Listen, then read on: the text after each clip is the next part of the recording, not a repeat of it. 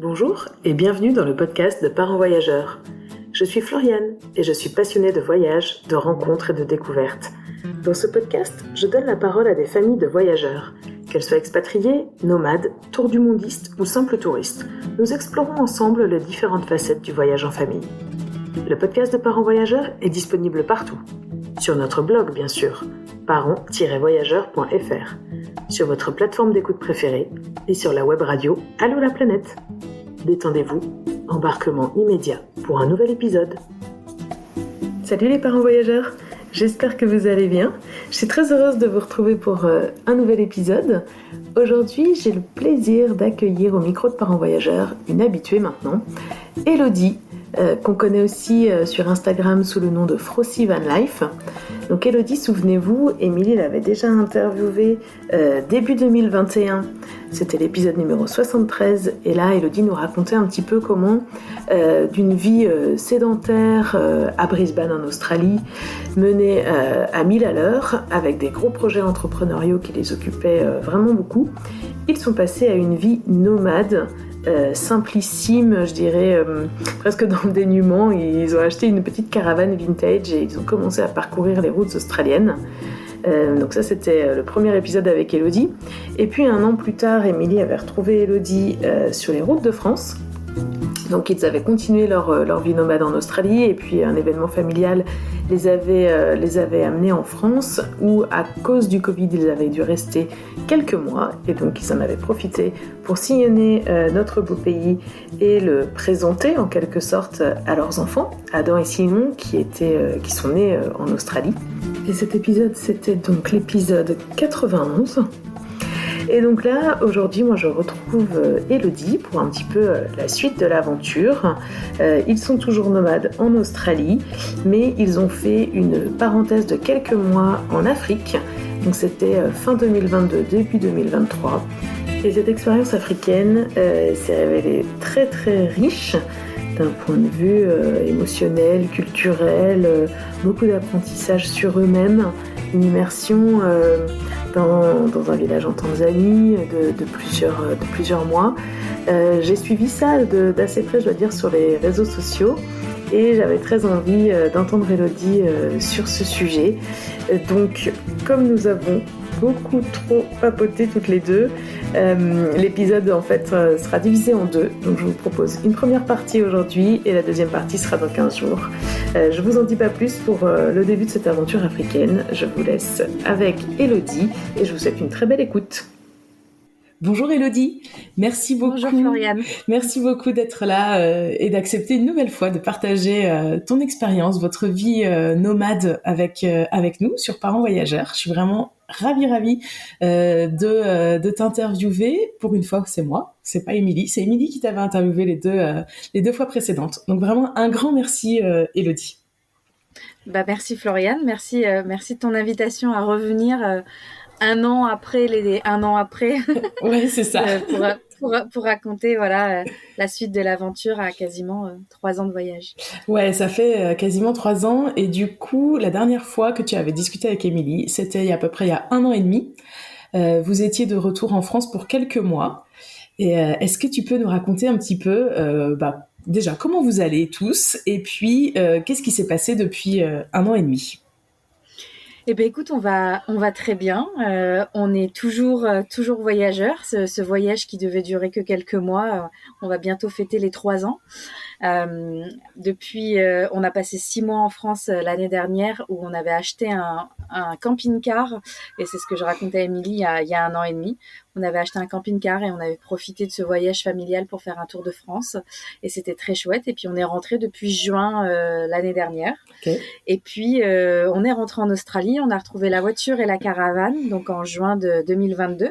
On a retrouvé notre vie sur les routes australiennes. On était à cette époque sur la côte ouest de l'Australie, et puis on a descendu tout doucement toute la côte ouest, et puis on a commencé à se poser des questions sur la manière dont on voulait voyager, parce qu'on avait adoré en fait cette parenthèse de 6 mois en France, et on s'est rendu compte que laisser la caravane et la voiture dans un garage ou quelque part en gardiennage, c'était facile et c'était possible. Et on a commencé, après quelques mois de retour en Australie, à se dire Et si on faisait ça de notre vie, 6 mois à l'étranger, 6 mois en Australie, et on a commencé à se poser la question sur un prochain voyage, à l'étranger. Donc voilà les nouvelles depuis l'année dernière. Ouais, et du coup, vous avez fait une autre parenthèse, en dehors de l'Australie depuis. Et fin octobre 2022, on a décidé de partir en Afrique. Changement Parce radical. que complètement, je crois qu'on fêtait nos 2 ans de voyage, on a fait le point sur, il y avait eu 1 an et demi sur les routes en Australie, il y avait eu cette parenthèse de 6 mois en France, mais qui est notre pays de naissance, notre pays de cœur. Donc, même si on était ravis de le redécouvrir avec les enfants, on connaissait déjà. Et on a commencé à se poser des questions de qu'est-ce qui nous manque dans le voyage. Et je crois qu'après 1 an et demi et après nos 10 ans de vie en Australie, ce qui nous manquait, c'était un choc culturel. Et là, on a commencé à faire la liste de tous les pays qu'on aimerait visiter. Alors, il y en a toute une liste, parce que quand tu commences à voyager, tu as envie d'aller partout après. Et puis, notre position sur la côte ouest de l'Australie nous a fait poser les questions pour partir profiter de ce pays, de ce côté-là du pays, pour partir plus à l'ouest, en fait, de l'Australie. Et puis, en fait, de fil en aiguille, l'Afrique a commencé à rentrer dans nos discussions. C'est un rêve d'enfance pour moi, parce que pour la petite histoire, mes parents étaient partis en Afrique en voyage en 1985 et ma mère est revenue enceinte de moi. Donc j'ai toujours entendu parler de l'Afrique comme une part de mes origines, même si c'était évidemment très très mince. Et j'avais toujours voulu partir en Afrique. Et puis mon grand Adam a développé depuis un moment déjà une passion pour les animaux de la savane. Donc ça faisait un moment qu'il nous parlait de l'Afrique aussi. Enfin bref, tout ça pour dire qu'au final, on a voté à tous les 4 et on a décidé de partir en Afrique avec juste un billet d'avion aller simple et pas de date de retour. Ok, génial. Les étoiles se sont alignées finalement et puis du coup toute la famille était alignée sur le projet. C'est super chouette. Et alors l'Afrique, on parle souvent de l'Afrique comme un continent. Pour avoir déjà interviewé une famille qui a voyagé en Afrique pendant 3 ans, je sais que l'Afrique c'est multiple. Il y a vraiment des différences. Enfin, c'est comme si on voyage en Europe. En fait, l'Europe, si on va en France ou si on va en République tchèque ou en Grèce, c'est complètement différent à chaque fois. Donc l'Afrique, en fait, c'est plein de pays, plein de cultures différentes. Vous avez choisi de commencer par où ? On a décidé de partir direction l'Afrique du Sud. Ouais. Parce que l'Afrique du Nord, je dirais pas qu'on connaît, mais juste on y a déjà été. Avant, il y a des années, avec moi, c'était avec mes parents, et puis Guillaume, c'était pour des déplacements professionnels. On a déjà fait le Maroc, et on se disait que l'Afrique du Nord était plus accessible de France, et c'était quelque chose qu'on pourrait faire peut-être plus tard, depuis la France. Et puis, il y avait cette envie de découvrir une culture un peu plus avoir un choc culturel plus grand. Et du coup, on a décidé d'opter pour l'Afrique du Sud en premier pays, mais tout pour le sud du continent, en fait. Ouais. Et voilà. Donc, on a commencé par l'Afrique du Sud. Et vous aviez déjà une idée d'itinéraire en tête, ou alors vous vous êtes dit, on va en Afrique du Sud et puis on voit comment ça se passe et on fera les étapes ensuite en fonction? Alors l'itinéraire, il s'est quand même fait quelques semaines avant de partir, parce qu'on a pris la décision de partir en Afrique en septembre. Je crois que début septembre, on a dit OK, go, on part en Afrique. On a pris un billet d'avion pour Johannesburg pour fin octobre. Donc on avait 6 semaines à peu près devant nous. Et on a commencé à travailler sur un itinéraire, mais très, très rapide, parce que finalement, la seule chose qu'on a faite, c'est qu'on a loué une voiture pour un mois. Okay. C'est tout ce qu'on a fait. Et on a loué une voiture avec un pick-up. On récupérait la voiture à Johannesburg et on rendait la voiture un mois plus tard à Cape Town.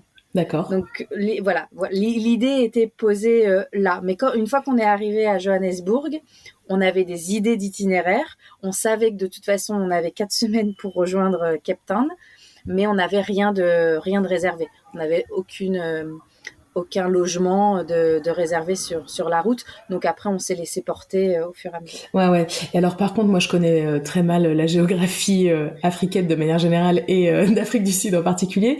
Johannesburg, Cape Town, du coup, c'est très éloigné l'un de l'autre? Eh ben, Johannesburg, c'est tout au nord du pays, nord-est du pays, et Cape Town est au sud-ouest. Ok. Donc, ça nous laissait vraiment la possibilité de traverser le pays du nord au sud. Ok. Et du coup, donc avant le départ, vous aviez préparé essentiellement, du coup, la découverte de l'Afrique du Sud, oui, de l'Afrique du Sud. Alors, de mémoire, quand on est parti fin octobre, on savait qu'on faisait un mois en Afrique du Sud. On avait réservé un billet d'avion pour faire Cape Town, Namibie, au bout d'un mois, donc fin novembre. Et on avait réservé une voiture 4x4 avec les tentes de toit pour 4 semaines aussi, 4 semaines en Namibie. Ok. Donc, quand on est parti, on savait d'ores et déjà, même si l'itinéraire n'était pas précis, on savait qu'on partait pour un mois en Afrique du Sud et un mois en Namibie. Okay. Et on savait qu'on rendait la voiture, le 4x4, à la frontière avec le Botswana. Et après, on savait pas. Ouais, on savait qu'on avait une date à mi-décembre, je sais plus exactement, mi-décembre au Botswana, et on savait pas ce qui allait se passer après. Ouais, ok. Et est-ce que, toujours avant de partir, est-ce que vous aviez des craintes particulières par rapport à l'Afrique? Parce que l'Afrique, je trouve que ça envoie un imaginaire à des tas de gens qui connaissent ou qui connaissent pas, et souvent il y a quand même pas mal de craintes de sécurité, au niveau de la santé, d'inconnus. Des craintes, on en avait beaucoup, on avait des préjugés, on avait beaucoup de questions. Ce qui nous a fait décider de l'Afrique, je pense qu'on n'aurait pas été prêt il y a quelques années, même avec les enfants, à sauter le pas. Mais avec le développement d'Instagram et de l'accès à l'information et de toutes ces familles françaises qui voyagent et qui font un tour du monde avec les enfants, surtout depuis la période de Covid, surtout depuis 2020, des familles françaises qui sont passées en Afrique, on en a vu un paquet, et dont certaines familles avec qui j'ai discuté beaucoup, avec qui même je suis copine sur Insta, et avec qui on a pu beaucoup échanger. Et je crois que de voir ces familles le faire, on le sait déjà qu'on a un mode de vie qui fait que on se pose pas beaucoup de questions et on ose et on y va et on fait des choses que beaucoup n'osent pas encore faire. Mais du coup, de voir des familles faire ce voyage en Afrique, ça nous a quand même boosté pour nous dire c'est possible, s'ils le font, c'est que c'est faisable, et voilà, il y a pas de famille qui prend plus de risques que d'autres. Et puis les échanges qu'on avait eus avec certains, je pense à Chalomar, je pense à Tripous Twins, ou avec 4 en backpack, 4 en backpack. On a ça m'a réconforté dans le fait que c'était faisable. Donc ça n'a pas enlevé toutes nos craintes, on s'est quand même beaucoup renseigné, enfin beaucoup, sur les 4-5 semaines entre la décision de partir et puis le départ, mais on s'est renseigné, on a contacté des gens sur place via les réseaux, on a posé des questions et puis on s'est dit go, de toute façon, on n'est ni les premiers ni les derniers à partir avec nos enfants en Afrique. Donc, Ouais, génial. Et alors, bon, du coup, je pense que j'ai éclusé toutes mes questions avant le départ. Maintenant, j'ai envie de savoir, une fois sur place, est-ce que vous avez eu, du coup, le choc culturel que vous recherchiez quand même, un peu pas cette mise en difficulté, mais sortir de votre zone de confort et de ce que vous connaissiez en Australie? Est-ce que vous avez été bousculé dans vos certitudes? Je crois que la première claque qu'on a eue, on est arrivé à Johannesburg après un voyage assez long, parce que du coup on avait fait Perth, Dubaï, donc on était remonté, et puis après Dubaï, Johannesburg, donc c'était un long voyage, c'était quand même 2 longs courriers. On arrive avec un décalage horaire qui nous a pas mal chamboulé, même si on est habitué en tant que famille voyageur. La première nuit, on l'a passée à l'hôtel à l'écart de Johannesburg, parce qu'il y avait ces craintes de Johannesburg, et on avait pris la décision ok, on va pas rester dans Johannesburg parce que t'entends tellement d'histoires de sécurité auxquelles on n'avait pas répondu à tout, donc on avait décidé de squeezer Johannesburg. Aujourd'hui, avec le recul, on regrette un petit peu parce que on a fait d'autres villes après, et on se dit qu'en fait on aurait dû visiter Johannesburg en respectant des règles de sécurité, et voilà, on aurait dû le faire. En tout cas, là c'était le début du voyage, donc on n'a pas fait Johannesburg, on a pris un hôtel directement à part. Et puis le lendemain, on a pris une voiture, et là on a roulé de Johannesburg jusqu'à l'entrée du parc Kruger, donc qui est à peu près à 5 heures de route à l'est de la ville. Donc là, il y a eu déjà cette première effervescence de dire on est en Afrique, parce que malgré les heures et les kilomètres qu'on a fait en Australie, les paysages changeaient, la traversée des villages était différente, le fait de voir autant de gens dehors, autant de gens qui marchaient dans les rues, qui vivent dehors, tu vois, c'était complètement différent déjà de l'Australie, mais on s'est pas arrêté parce que pareil, par mesure de sécurité, on nous avait dit qu'il fallait pas s'arrêter, donc on a juste roulé. Et puis on venait juste d'arriver, donc il fallait le temps de prendre nos marques. Oui, bien sûr. Mais on est arrivé à Kruger.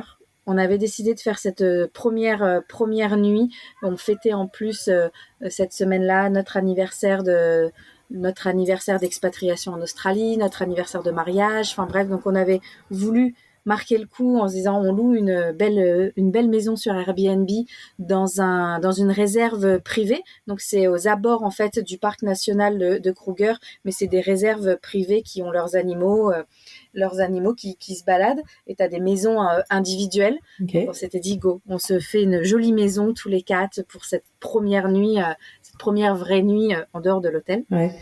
Et quand on est arrivé dans la réserve privée, on est arrivé à la tombée de la nuit. On a été au bureau central pour récupérer les clés.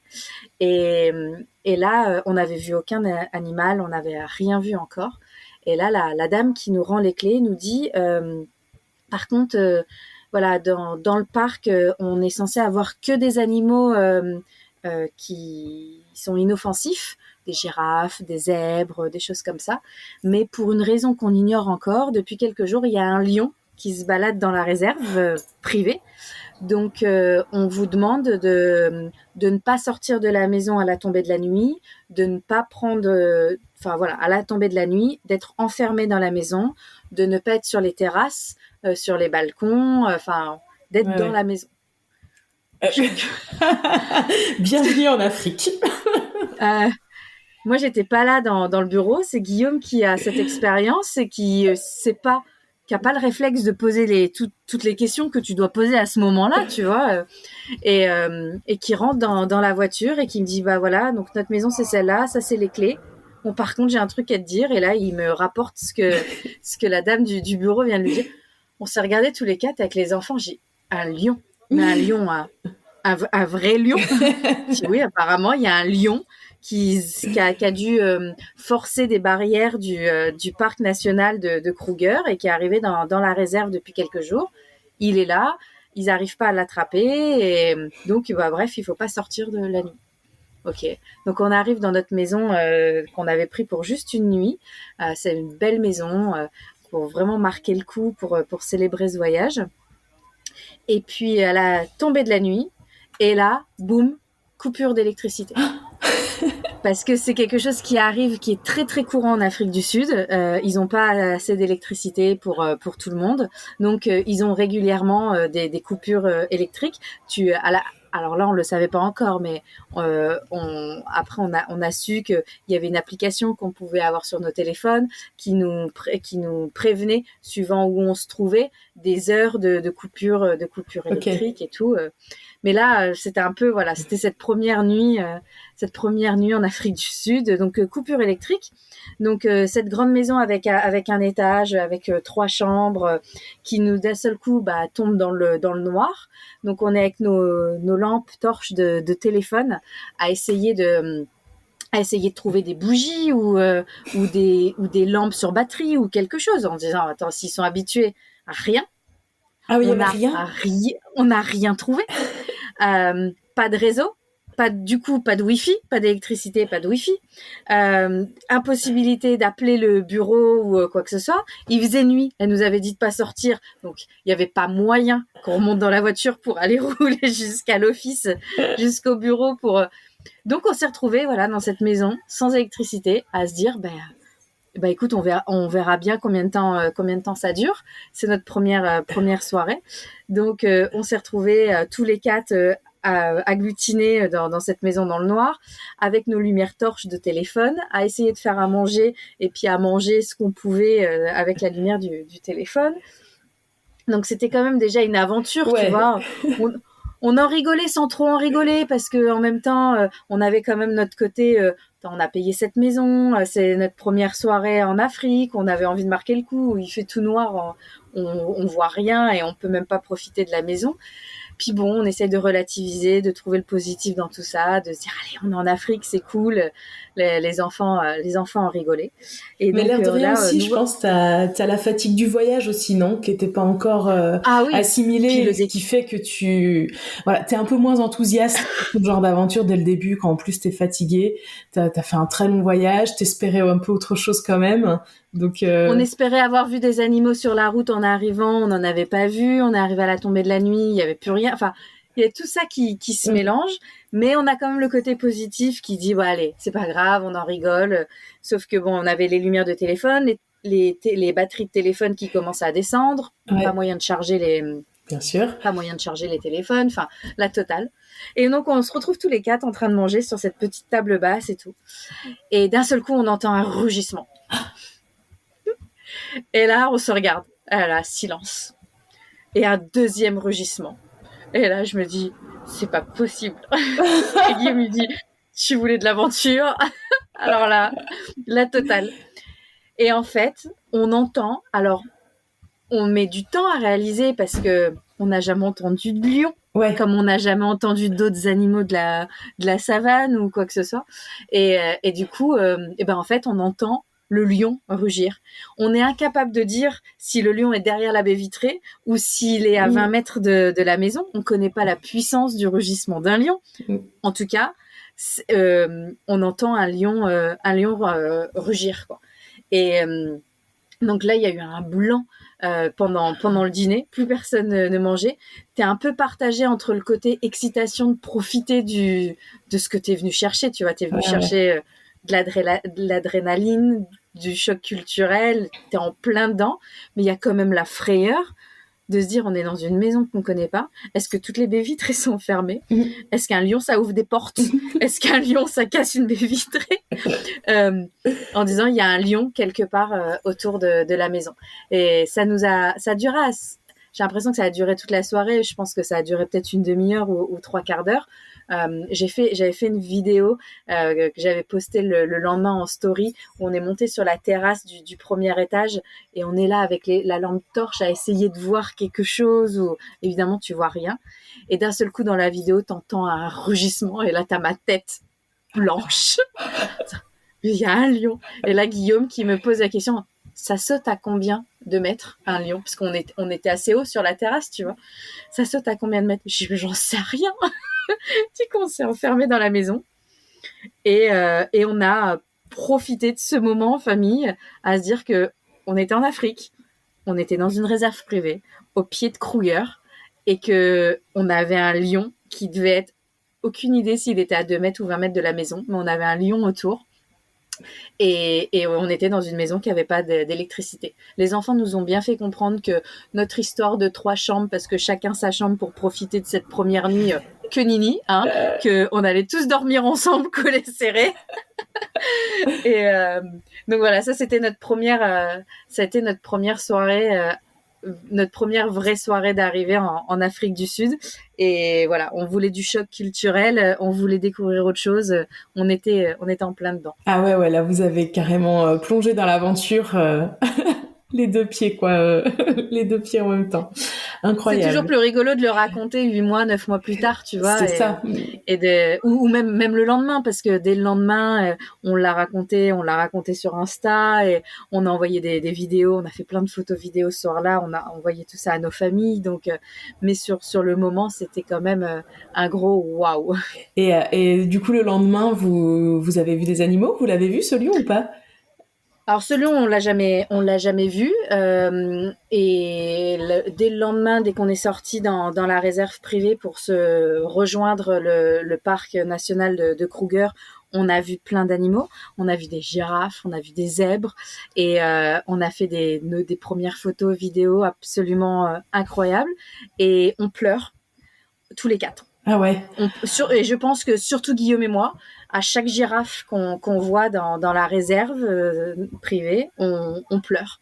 Et au bout d'un moment, on se dit bon bah il faut rendre la maison et puis partir. Et puis donc on partait pour, on savait pas trop combien de temps parce qu'on réservait tout à la dernière minute. On était en période un peu creuse, donc on a pu se payer ce luxe de faire tout à la dernière minute, même dans le parc de Kruger, de réserver les logements les jours après jour. Mais on est parti du coup dans Kruger. Au final, on y aura passé 3 nuits, donc 4 jours.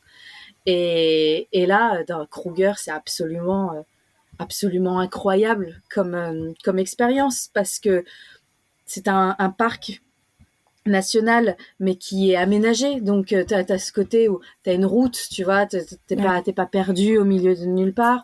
Ils disent qu'il y a du monde. Bon, il y a pas tant de monde que ça. T'es pas non plus à la queue leu, les voitures les unes derrière les autres. Mais tu roules, tu vois un animal, tu t'arrêtes, tu observes, tu repars, tu roules, tu vois des voitures agglutinées, tu dis, ah, il y a quelque chose, donc j'y vais, je vais voir. Et en fait, tu fais 2 kilomètres ou 3 kilomètres dans la journée, tellement tu vas doucement, tellement tu passes du temps à l'arrêt. Mais cette première journée dans Kruger, elle est intense en émotion, parce que les enfants étaient hyper touchés, étaient bouche bée dans la voiture. Mais nous, en tant qu'adultes, on avait ce recul de se dire, on n'avait jamais vu de girafes, d'éléphants, de hyènes. Et là, d'un seul coup, mais c'est pas une girafe que tu vois, c'est des dizaines, c'est pas un éléphant que tu vois, c'est des hordes d'éléphants qui traversent la route. Et Guillaume et moi, on pleure. Et tu saurais dire quelles étaient les émotions que vous ressentiez? Le fait de réaliser qu'on était là, en Afrique, tu vois, ça fait partie de ces histoires qu'on te raconte étant gamin, de ces livres de contes, des films qu'on a vus, Tarzan ou Mowgli, ou enfin toutes ces histoires-là, tu vois, que les dessins animés, Simba, le roi lion et tout ça, donc je crois que c'est les émotions de dire waouh, on est en Afrique, waouh, on peut le faire. Waouh, on le fait en famille, tu vois. J'ai mis 35 ans à voir un éléphant et j'ai 2 gamins derrière. J'ai deux petits bouts derrière. C'était il y a 1 an, donc qui avaient eu 7 et 10 ans. Et je me dis, mais quelle fierté de les avoir là avec nous, et puis qui découvrent ça, tu vois, et qui voient ça de leurs propres yeux. On venait de vivre une année difficile, en plus, d'un point de vue émotion, anxiété, dépression et tout ça. Donc pour nous, le départ en Australie était aussi un renouveau on se redonne un renouveau, on redémarre. Et là, de se retrouver en famille, là, t'avais l'impression d'avoir wipe out, enfin, nettoyer une page et de dire go, on recommence un cycle et on recommence quelque chose de nouveau. Enfin, il y avait plein d'émotions qui se mélangeaient. Et puis, la rencontre avec un éléphant ou avec une girafe, c'est absolument magique, c'est unique, c'est incroyable. Magnifique, j'en ai des frissons à t'écouter. Et donc après, vous profitez quelques jours de Kruger, c'est ça? Au fur et à mesure. C'est ça, on passe 3 nuits, 4 jours pour essayer de voir tous les animaux. On voit pas tout parce qu'il y a des animaux qui sont plus difficiles à voir que d'autres. Donc on voit pas le rhino, et on fait une journée extra pour essayer de voir un lion parce qu'on n'a toujours pas vu de lion. Ouais. Et finalement, le dernier jour, on arrive à voir un lion, mais de loin. Et puis après, voilà, au bout de 4 jours, on se dit que il est temps de sortir du parc national et puis d'aller découvrir le pays. Ouais, parce que d'un côté, enfin peut-être que je me trompe, tu vas me dire, dans un parc national, quand tu découvres la vie sauvage de la savane, mais t'es pas encore confronté à la vie en Afrique. Enfin, tu vois, j'imagine la vie en Afrique, c'est dans les guides, c'est oui. dans les villages, c'est avec les gens, quoi, et c'est pas forcément avec les guides de la réserve nationale. Oui, la vie en Afrique, tu l'as par le fait que t'es entouré d'Africains, mais c'est des gens qui sont là, qui travaillent dans les lodges. T'es quand même encore bien coucouné, tu vois, parce que t'es dans tu peux dormir que en lodge de toute façon. Alors que tu prennes une chambre 5 étoiles ou que tu prennes une hutte en toile de tente, il y a pas de vie, comme tu dis, il y a pas de vie quotidienne. On n'est pas encore confronté à la vie quotidienne du pays. Donc on commence le voyage dans ce cocon de Kruger où on s'en met plein les yeux. On monte le niveau d'émotion très très haut, mais on sait et on est conscient que l'Afrique c'est ça, mais c'est pas que ça, et que il est temps d'aller aussi se confronter à tout ce qu'on a pu entendre sur l'Afrique du Sud, et puis de commencer la route pour Cape Town. Ouais. Et quand même, j'imagine à ce moment-là, Adam, ton fils aîné, il est quand même déjà aux anges, non? S'il a une passion pour les animaux de la savane, là, il peut être comme un fou. Alors Adam, et puis de toute façon même Simon, et puis ils sont incroyables parce que ils ont développé ces dernières années cette capacité de mettre des mots sur leurs émotions. Donc c'est assez fort en tant que parent parce que ils savent l'exprimer, ils savent remercier, ils savent mettre des mots là-dessus, et on a des conversations tous les soirs complètement irréelles sur ce qu'on a fait et ce qu'on a vu dans la journée. Et ouais, ça met le niveau du voyage assez haut dès le départ, mais ça nous conforte dans notre choix d'être venu explorer l'Afrique en famille. Ouais, c'est magique, j'imagine. Et alors après, est-ce que ça reste sur ce niveau-là alors à la fois de waouh, mais je veux dire de confrontation, de choc culturel, ou comment vous avez vécu la suite? L'Afrique du Sud, avec le recul aujourd'hui, on s'en rendait pas trop compte parce que en étant pendant le voyage, parce que c'était le premier pays qu'on faisait, donc on avait l'impression que ce qu'on voyait, c'était l'Afrique en général, et que ce qu'on voyait là, c'est ce qu'on allait voir pendant les prochains mois. Avec le recul, l'Afrique du Sud, c'est quand même un des pays, en tout cas pour la partie sud du continent, c'est un des pays les plus développés. Ouais.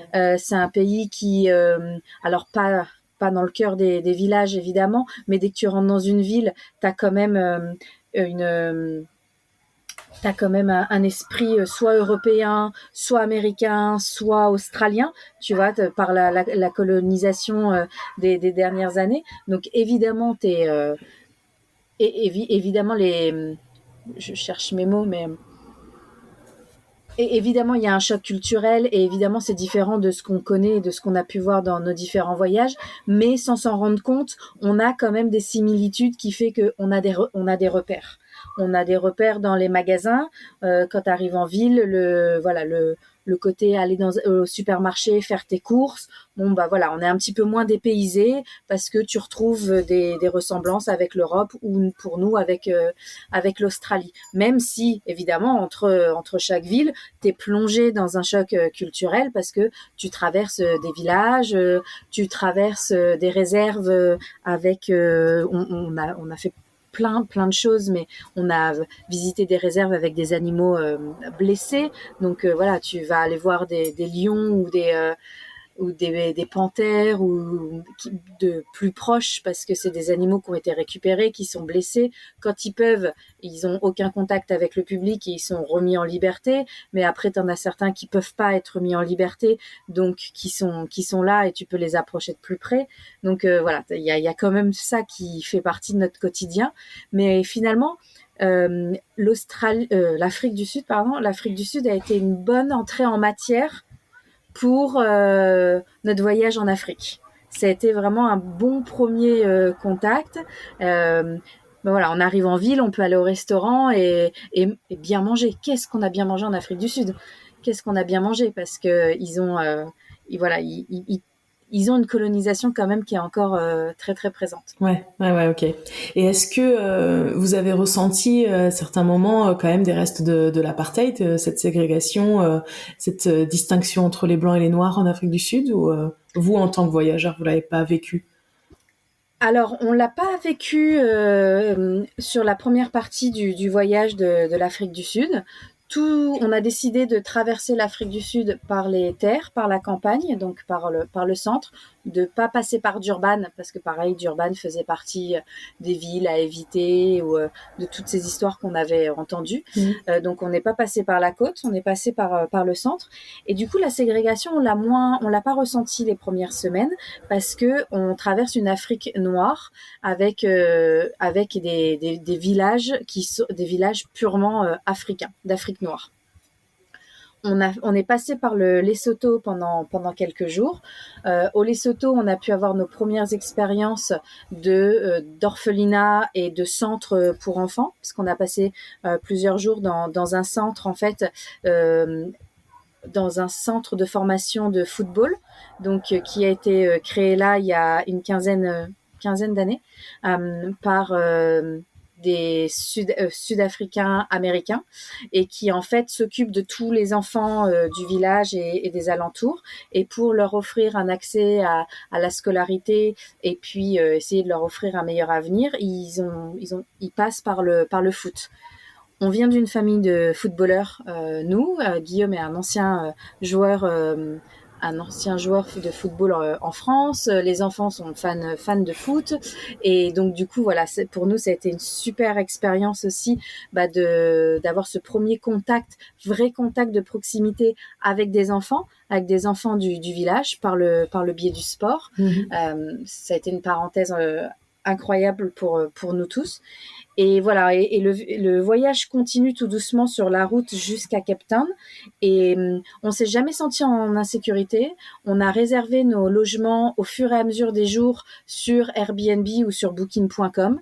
Facile comme dans n'importe quel pays presque, enfin oui. Complètement. Donc ça, on nous l'avait dit avant de partir, mais là on s'en est vraiment rendu compte. Un mode de vie hyper abordable, et voire même pas cher du tout, surtout comparé à notre vie en Australie. Des logements pour 30 € la nuit, donc $50 australiens pour avoir une maison avec 2 chambres. Et donc on avait beaucoup plus de luxe pendant notre voyage en Afrique qu'on en a finalement, qu'on en avait les 2 années précédentes à voyager dans notre caravane de 9 mètres carrés en Australie. Donc c'était vraiment un voyage en se disant c'est cool quoi. On a notre indépendance avec la voiture, on se déplace de ville en ville, on n'a jamais d'insécurité, on va au supermarché faire nos courses, on n'est pas hyper dépaysé, on passe de logement en logement, Airbnb, Booking.com. On trouve toutes les activités à faire sur Internet, à réserver du jour pour le lendemain. Donc voilà, assez facile. Et au bout de 3 semaines, on arrive à Cape Town. Donc, gros coup de cœur pour la ville de Cape Town, parce que c'est une ville qui est encerclée par les montagnes et par la mer. Et il y a, où que tu sois à Cape Town, tu as vue sur la mer ou sur la montagne qui t'entoure. Et la ville de Cape Town était vraiment un gros coup de cœur, mais ça a été aussi notre première confrontation à la vraie ségrégation de l'Afrique du Sud, parce que du coup, on n'avait pas fait Johannesburg, donc on peut pas comparer. Mais Cape Town était la première grosse ville qu'on faisait dans le pays. Et là, clairement, tu vois la séparation entre la population blanche et la population noire, et les quartiers blancs et les quartiers noirs. Là, tu la vois. Et là, tu y es confronté tous les jours. Ah ouais. Et comment vous avez expliqué ça aux enfants? On leur a expliqué de la meilleure façon qu'on pouvait comme on le fait toujours, en leur expliquant les choses, en leur disant ce qu'il en était, en leur faisant des cours d'histoire sur l'apartheid. Et la plus belle chose qu'on ait pu faire de ce côté-là à Cape Town pour comprendre et pour expliquer aux enfants, c'est qu'on a rencontré Matt Ducap, qui est un guide français qui est installé à Cape Town depuis des années, qui est passionné par la ville, qui est passionné par le pays et qui est passionné par l'histoire de l'apartheid. Et on avait eu sa recommandation complètement par hasard sur Instagram. Et on l'a rencontré, on a passé la journée avec lui. Donc, en français, à marcher dans la ville et à ce qui nous raconte l'histoire de l'apartheid et l'histoire de Nelson Mandela. On a appris des choses qu'on ne connaissait pas, qu'on ne soupçonnait pas, alors qu'on avait l'impression d'être quand même cultivé sur le sujet. Et même les enfants, malgré leur jeune âge, ont été passionnés par tout ce qu'ils ont appris. Et voilà, ça a permis d'apporter des réponses à leurs questions et à nos questions. Ouais, parce que j'imagine ça doit être très troublant et c'est important de comprendre d'où ça vient, quoi, finalement. Et ouais, c'est chouette que vous ayez pu faire ça, du coup, avec quelqu'un qui a pu vous mettre du contexte. Dans ces Et puis cas-là, de pouvoir le voir. Et puis en plus, c'est important pour nous. On vient d'Australie, de l'Australie qui a quand même une histoire avec la culture aborigène qui est encore hyper récente. Donc c'est des choses que nous on vit en Australie ou qu'on avait déjà été explorées pendant notre voyage en Australie en traversant le désert australien, en allant passer plusieurs mois au fin fond du désert en essayant de rencontrer les tribus aborigènes et tout ça. Donc là, le fait de venir en Afrique du Sud, pour nous, c'était impensable de pas aller creuser de ce côté-là. On n'aurait pas pu le faire de nous-mêmes pendant le voyage. C'est encore très difficile. Tu débarques pas dans un township ou dans un village pour rencontrer le peuple africain et les dire « Hey, salut, tu me racontes un peu votre histoire », tu vois. Donc là le fait d'avoir un guide français, d'avoir passé la journée avec Matt, c'était la solution idéale pour dire ok, on est en Afrique du Sud, on a notre propre point de vue parce qu'on est là depuis quasiment un mois, mais on a des questions et il faut nous apporter des réponses. Ouais. Et c'est très intéressant, je trouve, ce que tu dis, le rapport aussi, le lien que vous avez pu faire avec l'histoire de l'Australie et des aborigènes. C'est vrai que ça peut c'est une histoire qui se répète malheureusement, donc en fait ça peut vous apporter aussi un éclairage finalement sur votre propre pays.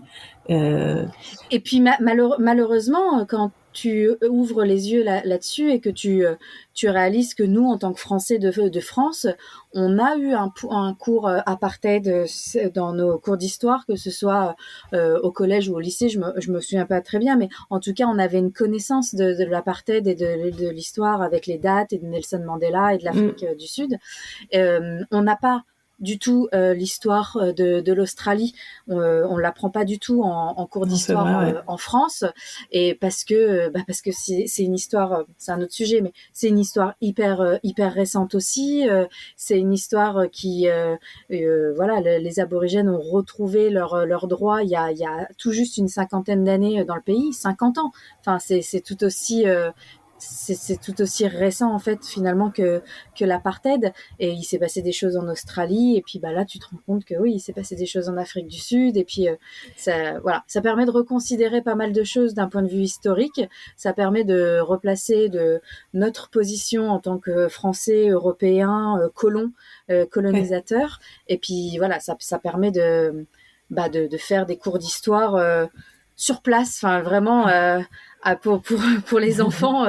On a deux gamins d'aujourd'hui de 8 et 11 ans qui peuvent te parler de Nelson Mandela demain, et qui ont des souvenirs de ce qu'ils ont appris en Afrique du Sud à Cape Town. Ouais, du coup, oui, petit aparté, c'est vrai qu'on dit toujours qu'en voyage, les enfants apprennent bien d'autres choses que ce qu'ils vont apprendre sur les bancs de l'école, et que il faut pas s'inquiéter pour l'école en voyage, etc. Mais oui, là, c'est vraiment un exemple criant en fait de ce que peuvent apprendre les enfants en voyage finalement, et pas sur les bancs de l'école. Et c'est pas grave s'ils ratent un peu d'école formelle. Je te propose qu'on continue un petit peu dans le voyage. Donc ensuite vous êtes allé en Namibie. un autre mois de voyage qui était plus ou moins organisé, mais en tout cas vous saviez que vous aviez ces semaines-là à passer en Namibie. En Namibie, qu'est-ce que vous avez vécu? Alors en Namibie, ça a été complètement différent de l'Afrique du Sud parce que du coup, quand on est arrivé à Windhoek, on avait des idées du pays, de ce qu'on voulait faire parce que pareil, on l'avait un peu préparé, on l'avait vu sur les blogs ou sur les réseaux sociaux.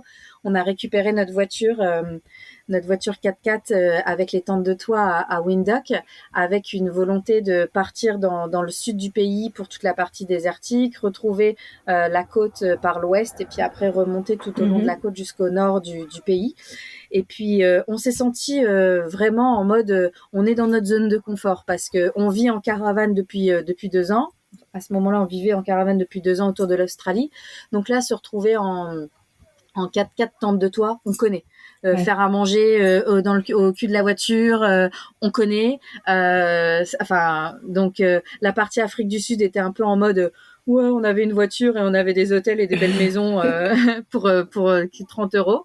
Et là, on se retrouve en mode ok go, on repart en mode camping et il y avait un vrai parallèle en fait du coup entre le mode de vie qu'on maîtrisait en Australie et la partie Namibie. Et finalement, c'est ce qui a fait qu'on a changé le programme très très vite parce que dès qu'on s'est retrouvé sur les routes direction le sud, on a effectivement traversé des paysages à couper le souffle. On est très vite arrivé à Sossusvlei et à la grande dune de sable de Big Daddy où on est une famille de randonneurs, donc évidemment on est parti en randonnée. On a vécu des expériences incroyables d'un point de vue paysage, mais en fait au bout de quelques jours on s'est dit attends, on veut pas faire ça en fait. Ça ressemblait trop à ce qu'on connaissait de l'Australie. Comme à la maison. Au mois de route qu'on avait déjà pu faire à traverser le désert australien, aux randonnées qu'on avait pu faire en Australie. Ça n'enlève rien à la beauté du pays de la Namibie, mais on s'est dit voilà, on a fait Sossusvlei, on a fait le Big Daddy, mais on veut pas aller faire les canyons plus au sud. C'est des grosses distances, c'est des journées entières de route. On avait vraiment envie de voir autre chose. Donc finalement, c'était bien de pas avoir tout programmé à l'avance parce que ça nous a permis de rejoindre la côte et l'ouest beaucoup plus vite que prévu. La côte est absolument splendide aussi, mais pareil, des dunes de sable, du désert, ça ressemblait trop à chez nous. Donc on est remonté beaucoup plus vite que prévu direction le nord du pays, parce que dans le nord du pays, en Namibie, c'est là que tu vas à la rencontre des tribus. Et je crois que après avoir fait toute la partie à Afrique du Sud, safari, animaux et un peu plus vacances, un peu plus luxe, tu vois. Là, après avoir fait une semaine de route de désert, on avait envie d'aller rencontrer de l'humain, mais en Afrique du Sud, on s'était pas vraiment permis de s'arrêter dans les villages. Tu peux pas vraiment discuter avec les gens, tu vois, c'est difficile d'aller à la rencontre des gens. Tu les vois, tu vois leur mode de vie. À part aller visiter un township, tu peux pas aller forcément discuter. Tu discutes avec le serveur du restaurant ou avec celui qui t'accueille à l'hôtel, mais voilà, c'est tout. Donc, on est remonté très très vite dans le nord de la Namibie pour aller rencontrer les différentes tribus namibiennes, donc les Imba principalement. Et du coup là, comment ça se matérialise? Je veux dire, comment ça se fait qu'en Namibie tu peux plus facilement aller à la rencontre des tribus? Alors, c'est pas que tu vas plus facilement à la rencontre des tribus, mais c'est que ces tribus existent et elles vivent du tourisme. D'accord. Là où les gens dans les villages, à part faire la mendicité, s'ils voient un blanc, ils vivent pas du tourisme. Donc du coup, c'est comme n'importe où tu te balades, tu t'arrêtes pas dans les villages pour aller toquer à la porte des gens, pour visiter leur maison ou pour savoir comment ils vivent, tu vois. Parce que même s'ils ont une vie très différente de la tienne, ils ont leur vie. Ils ont leurs horaires de boulot, ils vont bosser le matin, ils rentrent le soir, faut nourrir les enfants, faut emmener les enfants à l'école. Enfin, ils ont leur mode de vie, donc tu vas pas les rencontrer. Alors que toutes les tribus du nord de la Namibie, la grosse différence, c'est que ils vivent du tourisme. Donc du coup, ils te voient arriver et alors y a ses pour et il y a ses contre, hein, parce que évidemment tu veux pas te retrouver à 50 touristes blancs au milieu d'une tribu, mais voilà, tu sais que de toute façon tu vas être accueilli parce que faire visiter leurs habitations, te montrer comment ils habitent, ça fait partie de la manière dont ils gagnent leur argent. Et voilà, c'est ce qui est possible de faire en Namibie. Et ça reste quand même authentique. Enfin, tu vois, t'as pas l'impression que ça fait bête de foire. Bah du coup c'est le gros sujet en Namibie, c'est de savoir qui est-ce que tu veux voir et comment tu veux les voir. Nous, dans notre façon de voyager, à vouloir toujours être un peu à contre-courant, il n'était pas question pour nous de prendre des guides touristiques pour aller visiter le village et être dans des groupes de 20 ou de 30 touristes. Donc quitte à prendre le risque de louper certaines opportunités de rencontres, on s'est dit go, on y va et on verra. Et puis finalement, dès qu'on est arrivé dans la région du nord de la Namibie, où on savait que les Imba, les Herero et les autres vivaient, ce qu'on a décidé de faire, c'est que au premier village traversé, tu les loupes pas parce qu'ils habitent en bord de route. On a décidé de s'arrêter et d'y aller tous les 4 et de voir comment ça se passait. Et on s'est pas arrêté tout de suite, non, parce que on avait trouvé que c'était soit surfait, soit c'était mis en scène, soit il y avait déjà trop de touristes. Mais quand on s'est arrêté dans un village, on s'est retrouvé tout seul dans le village avec la chance. Donc c'était un village Imba. C'était notre première rencontre avec les Imba. Donc, c'est quand même un choc vraiment culturel parce que les Imba vivent en tribu, entre femmes, bien souvent. Les hommes sont sortent du village à la journée. Elles vivent nues ou quasiment nues. Elles ont juste la partie de l'entrejambe qui est couverte. Elles sont recouvertes de terre argileuse, de terre rouge. Elles ont les cheveux recouverts d'argile et de boue. Elles ont des bijoux faits avec ce qu'elles trouvent du bois. Elles ont des bijoux partout. Et donc, arriver dans ces villages, déjà, c'est un gros choc où tu essayes de paraître le plus naturel possible, alors qu'on te voit arriver à milieu et qu'avec ton gros 4x4 blanc, tu dois faire tout, sauf que tu fais tout sauf local, tu vois. Et puis en plus, ils ont cette façon voilà, t'es un touriste parmi les touristes, et même si ce jour-là, il y avait personne dans le village, il doit arriver de loin, il t'alpague, et on voulait pas rentrer dans ce truc de venir et tu peux vite te retrouver à donner de l'argent pour donner de l'argent, à acheter des bijoux parce que c'est la façon dont ils vivent, c'est la vente de leurs bijoux, et on voulait pas se retrouver avec ce truc-là. Donc on essayait de trouver nos marques doucement et de voir comment on pouvait créer le lien. On parle pas la même langue, évidemment. La chance qu'on a eue, c'est qu'en arrivant dans ce premier village, il y avait un jeune homme du village qui parlait anglais et du coup qui restait la journée là avec les femmes pour faire le lien avec les touristes. Okay. Donc déjà, le fait de pouvoir parler anglais avec lui, ça a un petit peu facilité la relation, et on lui a bien fait comprendre que non, on n'avait pas d'argent, non, on n'avait pas de monnaie, mais par contre, s'il voulait, on avait un réservoir de 50 litres d'eau. Donc, s'il voulait, on pouvait lui donner de l'eau potable. Et là, il nous a regardé avec des gros yeux, et je me dis, ça devait être le genre de choses que les touristes n'ont pas le réflexe de faire ou ne pensent pas faire. Et du coup, il nous a regardé, et il est arrivé, il a appelé des gens dans le village, ils sont arrivés avec des bidons, et on s'est retrouvés au cul du 4x4 à vider nos tanks d'eau, et en fait à leur donner de l'eau potable. Et du coup, on a été plus loin, on avait prévu le coup, on avait le 4x4 qui était plein de courses, donc on avait fait les courses avant de prendre la route. On lui a proposé des choses à manger. Et du coup, on s'est retrouvés à distribuer 1 kilo de riz et 2 kilos de riz, et puis tu vois, des choses comme ça, de l'épicerie en fait. Et du coup, ça a permis de créer un lien complètement différent dès cette première rencontre, autre que juste un échange d'argent. Ouais, un échange commercial, quoi. Voilà, juste parce qu'on est blanc et qu'on est touriste, et Et finalement, ce premier village où on s'est arrêté, on est resté longtemps les seuls touristes dans le village. Donc on a eu l'impression d'avoir un vrai moment unique de rencontre. Et en fait, une autre étape qui a créé un lien, qui a cassé un petit peu ce côté recherche d'argent, c'est que on a voyagé et on l'avait acheté avant de partir et c'était pour la Namibie. C'est pas, je l'avais vu sur des blogs et tu vois, j'avais eu l'idée en me renseignant un petit peu. On avait acheté, tu sais, les petites imprimantes qui t'impriment des photos genre Polaroid en tout petit format depuis ton téléphone.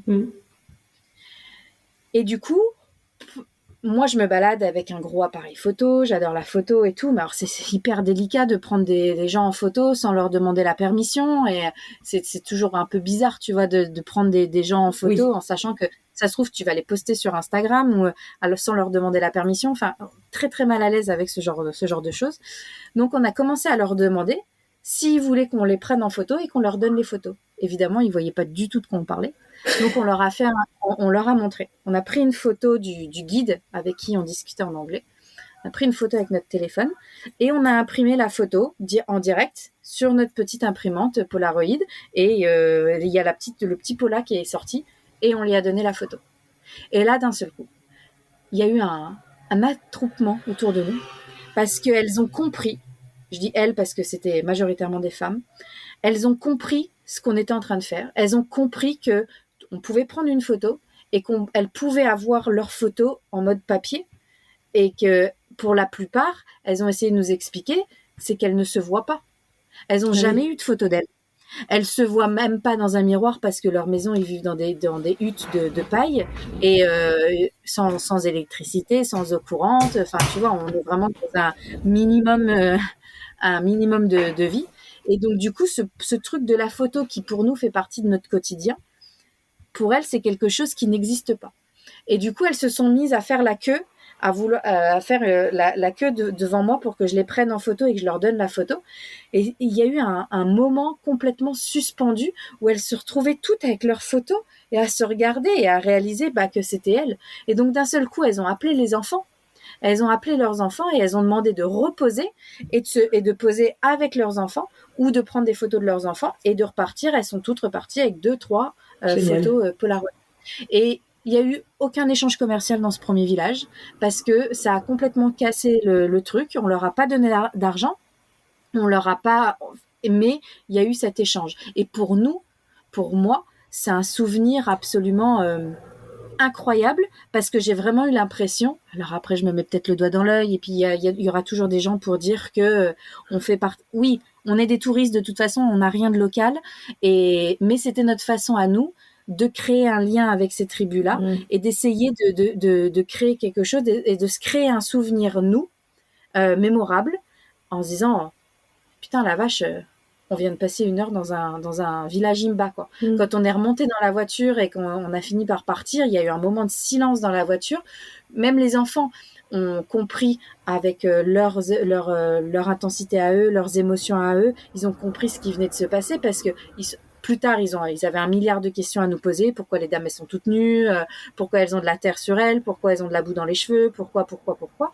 Mais nous, il y a eu un moment suspendu où les Imba, je pense que tout le monde a le même souvenir du programme télé.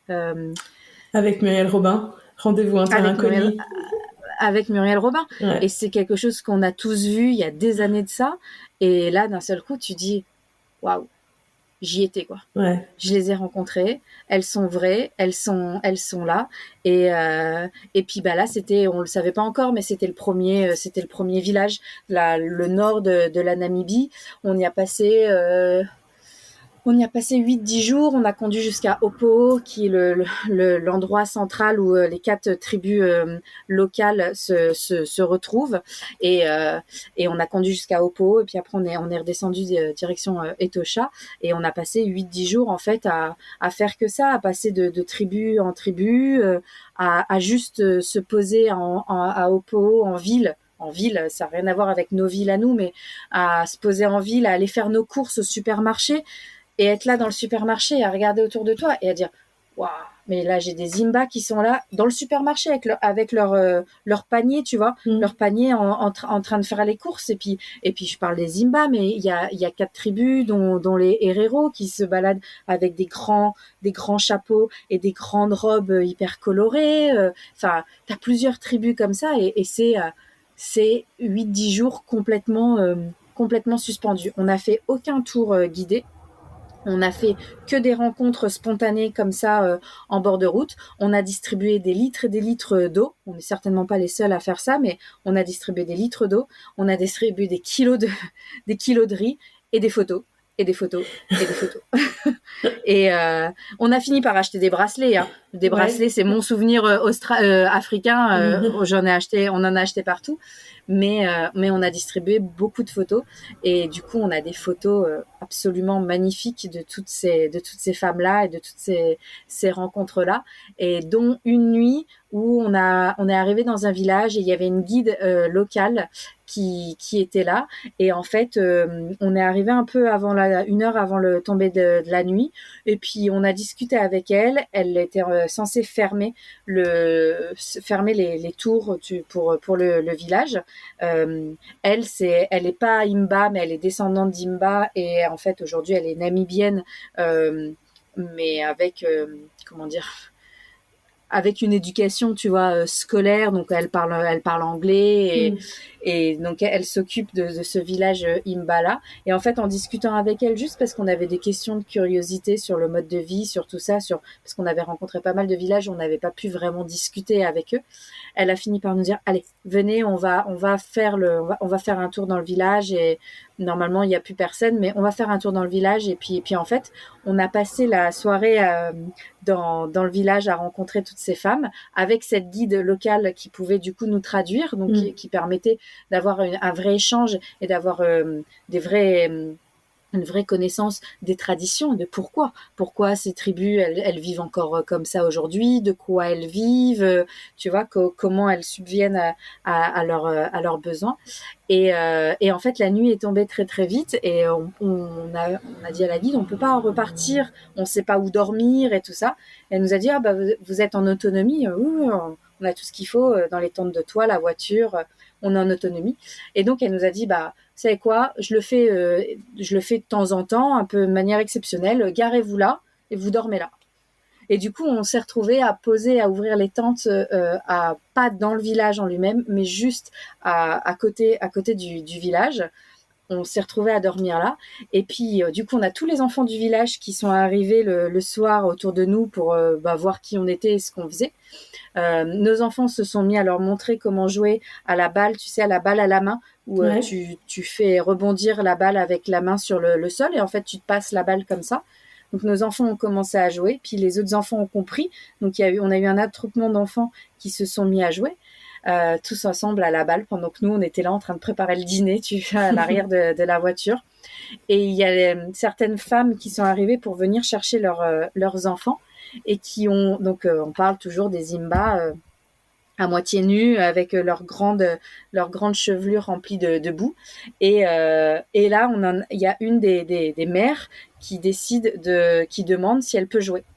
Et là, je revois l'image du coucher de soleil et la tombée de la nuit. Il faisait quasiment nuit et d'avoir cette africaine Imba avec sa grosse chevelure et ses bijoux et ses seins à l'air et qui jouait à la balle avec mon gamin de 8 ans.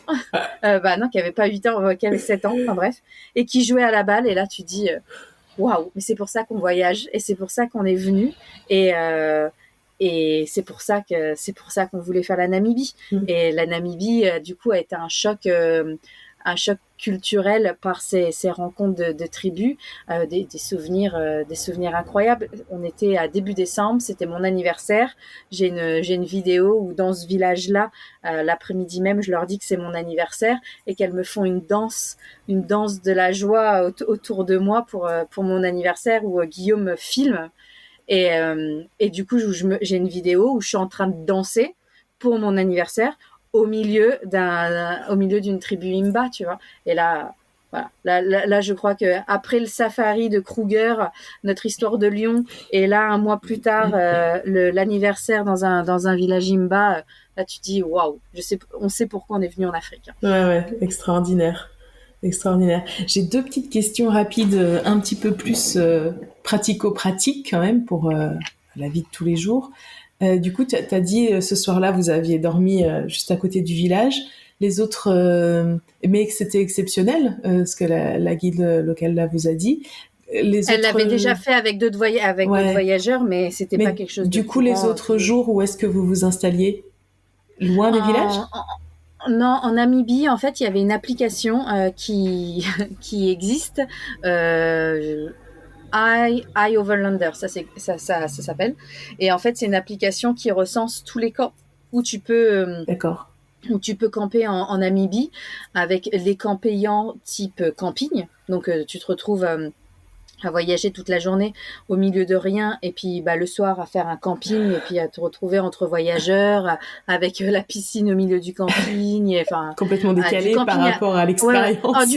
Du camping à l'africaine quand même, parce que tu vas avoir ce côté lodge où toute la décoration va être en bois et en paille et tout ça, mais bon, t'es en mode camping. Il existe des camps gratuits qui, voilà, on avait hésité à le faire, et puis finalement on avait essayé 1 fois, 2 fois, et je crois que le fait d'être dans notre zone de confort par rapport à notre mode de vie de camp en Australie, et de voyager en camp gratuit en Australie, fait qu'on a osé le faire en Namibie et qu'on n'a jamais eu de problème. Je dirais pas que c'est quelque chose à faire tout le temps, partout. En tout cas, nous, on l'a fait, et donc on a dormi dans des camps gratuits référencés sur l'application, mais au milieu de champs, en bord de route, et on n'a jamais eu de problème. Okay. Le seul problème qu'on aurait pu avoir, c'est qu'un matin, on s'est levé, on entendait du bruit autour de la voiture, autour des tentes, et qu'en fait, on s'est réveillé et il y avait des zèbres autour de nous, mais on n'a jamais eu de problème, on n'a jamais été attaqué dans la nuit. On avait 2 tentes de toit. Non, quand on dormait en camp gratuit comme ça, on prenait chacun un enfant. Donc, on dormait un adulte et un enfant dans chaque tente de toit, au cas où. Et voilà. Sinon, dans les campings, on avait la tente pour les parents et la tente pour les enfants. Ok. Et ma deuxième question un peu pratique aussi, c'est où est-ce que vous vous réapprovisionniez en eau? Parce qu'à force de le distribuer dans les villages, vous en aviez un petit peu besoin pour vous quand même. Dans tous les camps. Dans tous les camps qui sont référencés, t'as des robinets à disposition, et gratuits ou payants, suivant les camps. Et on n'a jamais vraiment eu de problème. On n'a jamais eu de problème pour se réapprovisionner en eau. On s'arrêtait dans les campings quand même tous les 2, 3 ou 3, 4 nuits pour le côté accès à une douche, et tu vois, accès à un petit peu de confort. Par contre, pour faire nos courses en Namibie, là, on a découvert des supermarchés où tu arrives dans le supermarché, tu connais aucune marque, tu connais aucun produit. Du riz, ça reste du riz, mais voilà, il faut aller chercher un petit peu plus tes repères pour cuisiner, et il y a plein de produits que tu trouves pas. Là où on est une famille végétarienne et quasiment végane sur certains aspects, en Afrique du Sud, on n'a jamais eu de problème. On a toujours trouvé du lait végétal dans les supermarchés. On n'a jamais eu de problème pour trouver les produits qu'on a l'habitude de consommer. En Namibie, c'est un peu plus folklore, hein. On a quand même beaucoup mangé des légumes et du riz et quasiment tous les jours, et parce que il y avait plein de produits, du lait végétal, t'oublies, tu vois, du yaourt coco, t'oublies, et donc voilà, la Namibie est un pays plus de viande grillée, donc nous ne mangeons pas ça. Voilà, c'était un peu plus compliqué de trouver nos repères en Namibie, mais bon, ça fait aussi partie du voyage, de sortie de zone de confort, et de t'adapter à la nourriture locale. Ouais. Et est-ce que c'est quelque chose qui fait un peu râler les enfants, ça, ou pas? Je pense aux miens qui sont assez difficiles d'un point de vue alimentaire, et je me dis, c'est le genre de truc qui les saoule à un point assez incroyable.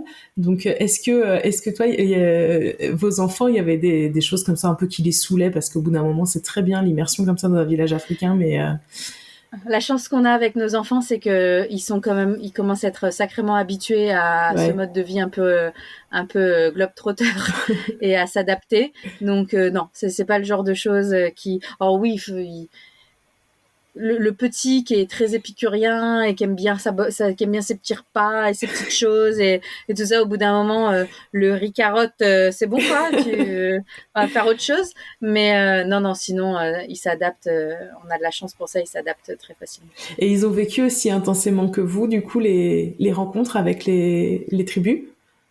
Ils les ont pas vécues du tout de la même manière que nous, parce qu'en fait finalement on se rend compte que dans le regard d'un enfant tout est normal. Ouais. Une fois que tu as répondu à leur question de pourquoi la dame elle vit à moitié nue et pourquoi la dame elle est les seins à l'air et pourquoi maman toi tu fais pas ça, tu vois, une fois que tu leur apportes ces réponses là, ok bon bah c'est normal, c'est comme ça. Ouais, okay. Et il n'y a pas de frontières sur la différence de couleur, il n'y a pas de frontières sur entre enfants, c'est complètement différent. Là où entre adultes, tu vas t'observer, tu vas faire attention, tu vas croiser des regards et tu vas interpréter certains regards et en disant qu'est-ce qu'il me veut lui, attention, tu vois, il est où mon téléphone, il est où mon portefeuille, tu vois, tu vas avoir des réflexes à la con comme ça en tant qu'adulte parce que tu as une interprétation. Les enfants, ils ont pas ça. Les enfants, en un regard, que ce soit au fin fond de l'Australie, que ce soit en France ou que ce soit en Afrique, un regard entre enfants, un ballon, boum, c'est parti. Et du coup, on a trouvé ça même plus. Des fois, ça nous a facilité, nous, les relations, parce que finalement, c'est nos enfants qui ont bien souvent ouvert certaines relations, parce que c'est eux qui y sont allés en premier, avec beaucoup moins d'appréhension que nous, et c'est eux qui y sont allés en premier, et puis c'est eux qui ont bien raison, quoi. Ouais, non mais oui, carrément, parce que c'est vrai que toi, même quand tu l'as raconté, tu te dis ok, on a envie d'aller à leur rencontre, mais on a envie de créer un lien, on n'a pas envie que ça soit juste un échange commercial où il y a 1000 questions voilà, tu te dis comment j'aborde la chose, comment je suis pas juste le touriste lambda qui est voyeur, qui a envie d'en apprendre plus, mais voilà, t'as envie de créer quelque chose, un échange, alors que oui, en effet, les enfants, t'as raison, je pense que un ballon, et puis tout quoi. Et puis tu le vois aussi avec les enfants des autres, parce qu'il y a quelque chose que je voulais absolument pas faire, qu'on voulait absolument pas faire pendant ce voyage et qu'on a vu une dizaine de fois. Donc voilà, c'est peut-être un jugement de ma part, mais c'est vraiment quelque chose qui me tenait à cœur, c'est que je voulais pas être de ces touristes qui, parce que voient un petit enfant africain, tu y vas et tu le prends dans les bras, puis tu fais une photo avec lui, puis tu le reposes et puis il repart, tu vois. Je voulais vraiment pas rentrer dans ce truc-là. Je trouvais que moi, je supporterais pas en tant que mère que quelqu'un vienne et prenne mes enfants et fasse une photo avec mes enfants sans me dire bonjour, sans me parler, sans demander l'autorisation. Je vais certainement pas le faire avec les autres. Alors à tort ou à raison, je me suis posé 1000 questions, mais voilà. Et finalement, c'est ces enfants-là qui viennent à toi. Et finalement, c'est ces enfants-là. Alors, tu as des enfants qui veulent pas du tout s'approcher et tu vas respecter ça. Mais finalement, tu as des enfants qui viennent à toi et parce que t'es un blanc et ils savent que t'es un touriste et ils savent que ils vont avoir quelque chose de toi, que ce soit une pièce ou un bonbon ou tu vois quelque chose. Et c'est eux qui viennent à toi et du coup, c'est eux qui créent le lien en premier. Donc ça marche aussi dans les deux sens. Chers auditeurs, j'ai décidé de couper ici le récit d'Élodie. C'était pas facile de trouver un bon moment pour le faire, mais donc ici on arrive à la fin de ce deuxième mois de voyage et à la fin de la Namibie, Élodie, Guillaume, Adam et Simon vont voler vers de nouveaux horizons, toujours en Afrique bien sûr. Et ça sera l'objet du prochain épisode, puisqu'en fait, nous avons discuté encore à peu près 1 heure après ça avec Élodie. Cette première heure de conversation, je l'ai trouvée super inspirante, vraiment dépaysante. Franchement, comme à chaque fois, j'ai adoré comment Élodie a réussi à nous transmettre ses émotions, à nous faire vivre un petit peu leur aventure, quoi. C'est quand même assez incroyable. Dès la première histoire du rugissement du lion, je pense que tout le monde est transporté dans une réserve dans la savane. J'espère que les émotions sont arrivées jusqu'à vous, que vous avez aussi voyagé avec nous. Je vous remercie de votre écoute. Je remercie également, évidemment, Elodie. Et puis, j'aurai l'occasion de le faire plus longuement à la fin du 2e épisode. Donc, il va falloir patienter un tout petit peu. Le prochain sort dans 2 semaines avec la suite de leur aventure africaine. D'ici là, portez-vous bien. Et bien sûr, n'hésitez pas à parler du podcast autour de vous, de lui mettre 5 étoiles sur votre plateforme d'écoute, un petit commentaire. Ça nous fait toujours plaisir et ça booste les audiences. Donc, c'est hyper utile pour nous. Ça nous permet de gagner en visibilité et ça nous motive à continuer cette belle aventure du podcast. À très bientôt, chers parents voyageurs.